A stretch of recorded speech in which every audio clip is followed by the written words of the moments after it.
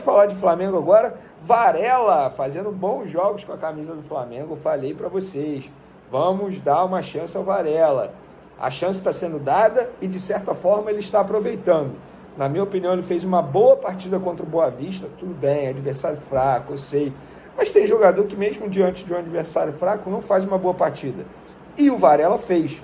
Um dos motivos, na minha opinião, é o entendimento dentro de campo junto com Nico, que é o De La Cruz, jogando segundo volante, e o Arrascaeta, ainda tem um Vinha também, atuando pela lateral esquerda, e o próprio Varela falou sobre isso à Flá TV. Ele disse o seguinte: dá mais confiança ter esses companheiros uruguaios no time, porque já conheço como eles se movimentam. Na hora de fazer algo, se sabe que Nico, De La Cruz ou Arrasca vão estar ali dentro. Numa saída de bola com pressão, sabe-se que eles vão estar aí. Fica muito mais fácil já os conhecendo e como jogam e se movimentam. Falamos antes dos jogos sobre movimentações com os dois. Tanto faz, se Arrascaeta ou De La Cruz. Quando eles pegam a bola por dentro, eu já vou para o corredor e a decisão é com eles. Varela é bom jogador, cara. Não é possível que o Varela não seja um bom jogador. Mesmo não atuando com a camisa do Flamengo, ele continua sendo convocado para a seleção uruguaia. E ele também falou sobre um pedido do Tite que eu achei super interessante. Falou o seguinte: é uma das coisas que o Tite sempre fala, de manter o arco em 0, que é a meta zerada. Estamos trabalhando, está dando certo. Temos que seguir pelo mesmo caminho, continuar tentando fazer gols e manter o time sem sofrer gols. Não é só na defesa, o time todo ajuda. Então, Varela, na minha opinião, está aproveitando a oportunidade. Particularmente, acho que ele saiu na frente mesmo do Wesley, nessa briga pela titularidade ali da lateral direita. Acho até que, por estilo de jogo, exemplo, com Varela, quando o Flamengo joga com duas pontas, o Flamengo funciona muito mais com Varela. O Wesley é muito mais ofensivo e acaba batendo de cabeça ali, no caso, com o Luiz Araújo. No caso do Varela, não, ele segura muito mais. Na lateral esquerda é isso que vai acontecer também. O Vinha segura muito mais. É um lateral muito mais construtor que o Ayrton Lucas. Acho que é questão de tempo para as laterais serem ocupadas no time titular, obviamente. Vinha na lateral esquerda e Varela na lateral direita. Vamos falar sobre as boas notícias hoje lá no Ninho do Urubu, nessa quinta-feira. Enfim, boas notícias. Pulgar e Fabrício Bruno treinaram. Por que eu estou falando desses dois? Foram 2 desfalques contra o Boa Vista na terça-feira, por motivos diferentes. O Pulgar estava com febre, realizou exames para saber se estava com dengue também, tal como o volante Alan, mas ainda bem, não foi dengue. Inclusive, ele se reapresentou hoje, treinou normalmente, está super bem. Pessoas que assistiram ao treino falaram: Vere, está bem, está indo novamente, está rendendo novamente, não tem nenhum problema, fica à disposição para o Fla-Flu de domingo. Fabrício Bruno, poupado por questões físicas, também fica à disposição para domingo para o Fla-Flu. Para mim, 2 reforços caseiros aí que o Tite vai ter. Alan continua se recuperando da dengue e o Gerson, já falei para vocês aqui no vídeo anterior, mas volto a repetir, vai realizar exames médicos na segunda-feira. Está fora do Fla-Flu. Nesse momento, ele está cuidando da infecção urinária. Na segunda-feira vai fazer exames mais detalhados para saber o que precisará ser feito no caso dele. Se vai precisar passar por cirurgia, se não vai precisar passar por cirurgia. Então, até lá, sem grandes novidades. Vamos falar agora de mercado da bola, galera? Vou começar com o Thiago Maia, porque em entrevista à Rádio Gaúcha, o presidente do Internacional, Alessandro Barcelos, confirmou a informação que a gente trouxe aqui no canal Vene Casagrande, que mesmo o Inter contratando Bruno Gomes e Fernando, 2 jogadores da mesma posição do Thiago Maia, o Internacional segue querendo a contratação de Thiago Maia junto ao Flamengo. Abre aspas para o presidente do Inter: nosso planejamento deste ano busca um elenco competitivo, que possa crescer pela competitividade interna e dar alternativas ao treinador.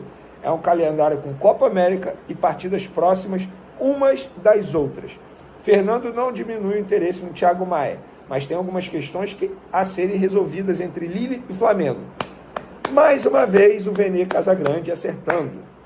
E ele complementou: é um jogador, Thiago Maia, que já demonstrou desejo de estar no Internacional. Em todas as suas demonstrações técnicas e táticas, tem perfil para jogar na nossa equipe. É um grande jogador e a gente permanece com interesse no atleta. Mas algumas condições tem que avançar logo, visto que estamos próximos do fim da janela, que é no dia 7 de março. Fecha aspas para Alessandro Barcelos. Então, galera, ele dizendo Tudo que a gente vem falando aqui. Internacional continua interessado. A questão não é o valor que o Internacional oferece, 4 milhões de euros. A questão é entre Flamengo e Lille.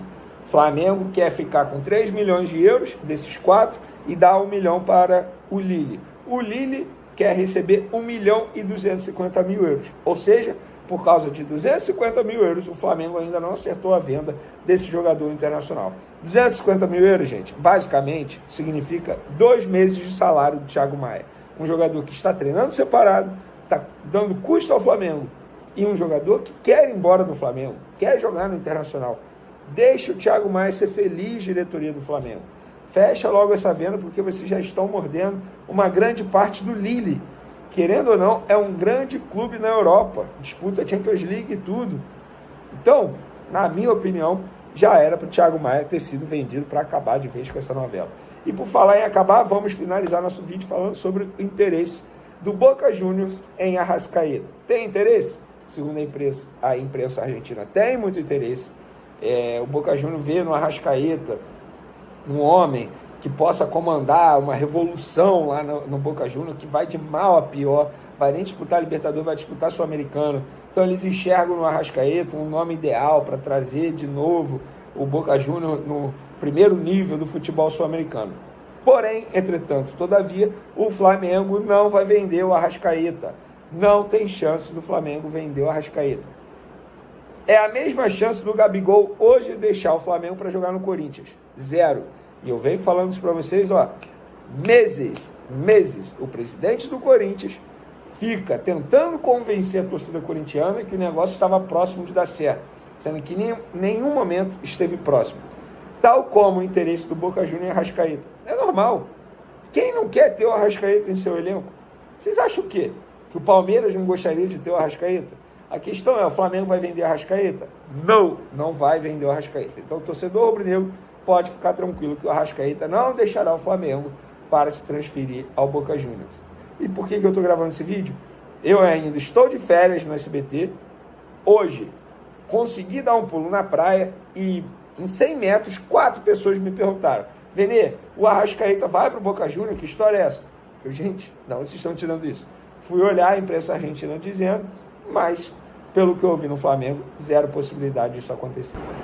Eu falei que ia finalizar o vídeo, galera, mas não vou finalizar não, porque agora acabou de sair uma notícia do ge.com dizendo que o Tite deu uma chamada em Gabigol por conta da postura dele em relação ao pênalti. Para quem não sabe, o pênalti que o Pedro perdeu diante do Boa Vista, o Gabigol ele ia entrar no time justamente no lugar do Pedro. Imagens da transmissão do canal Gold mostraram o Gabigol pedindo para bater o pênalti. Chamando a Arrascaeta, pergunta aí se eu posso bater e tal, não sei o quê. Beleza. O Pedro bateu, acabou perdendo o pênalti. Minutos depois ele foi substituído por Gabigol. Pedro foi vaiado e tal. Só que o Tite não gostou dessa atitude do Gabigol e deu uma chamada nele.